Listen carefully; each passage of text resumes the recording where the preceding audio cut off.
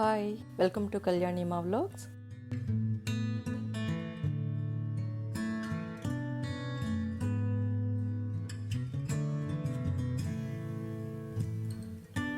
ఈరోజు పచ్చి వేరుశెనగ గింజలతో కర్రీ చేద్దాం. Peanuts curry. పచ్చి వేరుశెనగకాయలు మనకి సీజన్లో దొరుకుతాయి కదా, అలా దొరికినప్పుడైతే ఆ పచ్చి గింజలతో చేస్తే ఇంకా బాగుంటుంది.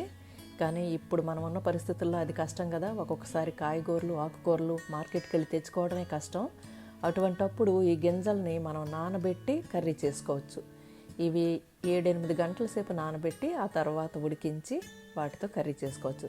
ఇవి బాదం పప్పు కంటే రేటు తక్కువగా ఉంటాయి కదా అని చెప్పి పేదవాళ్ళ బాదం పప్పు అని అంటారు.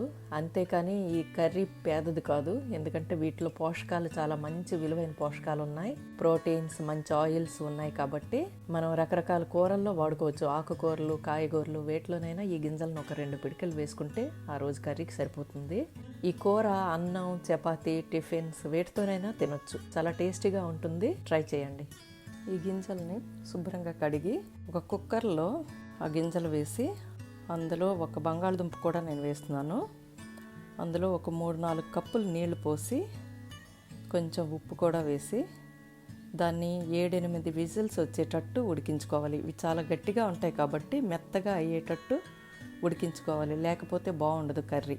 ఇంకా దీనికి కావాల్సిన పదార్థాలు: ఒక టొమాటో కావాలి, లేదంటే టొమాటో పేస్ట్ ఉన్నా సరిపోతుంది.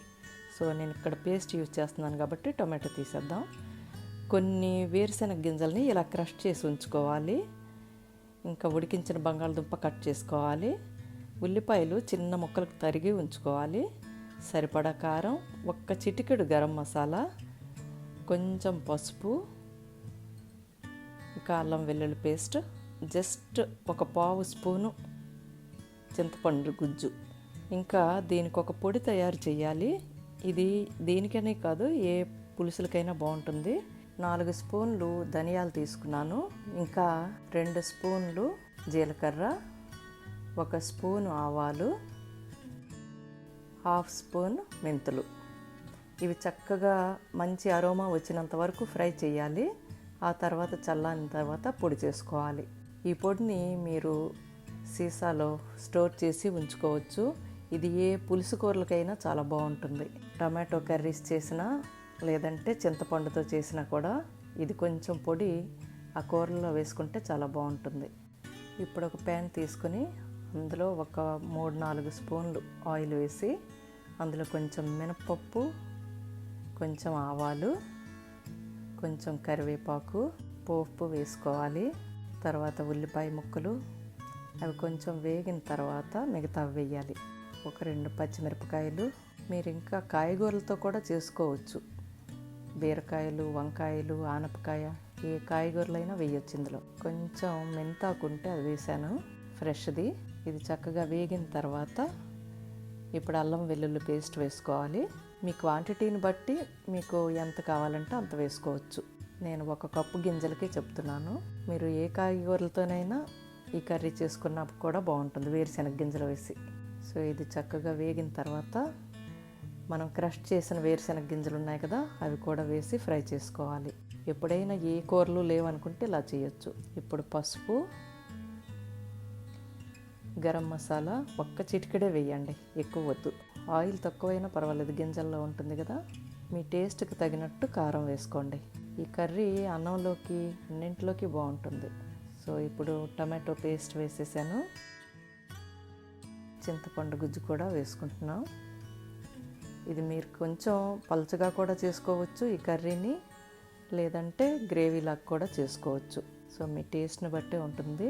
ఇప్పుడు బంగాళదుంపలు కూడా వేసేసాను.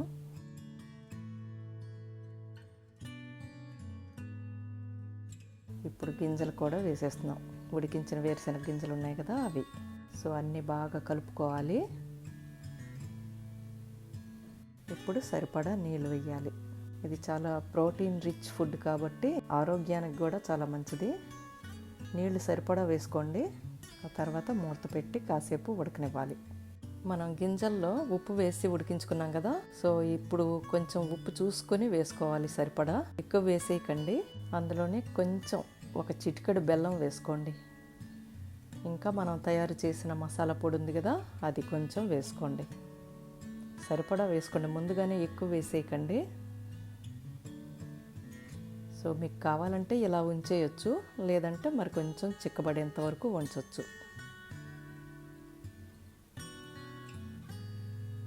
మరి కొంచెం సేపు ఉడకనిచ్చాం, ఇప్పుడు అయిపోవచ్చింది. సో ఇలా గ్రేవీలాగా ఉంటే చపాతీల్లోకి వాటిలోకి కూడా బాగుంటుంది. ఫైనల్గా కొంచెం కొత్తిమీర వేసేసుకొని ఇంకా ఆపేద్దాం. మీకు నచ్చితే లైక్ చేయండి, షేర్ చేయండి, సబ్స్క్రైబ్ చేసుకోండి.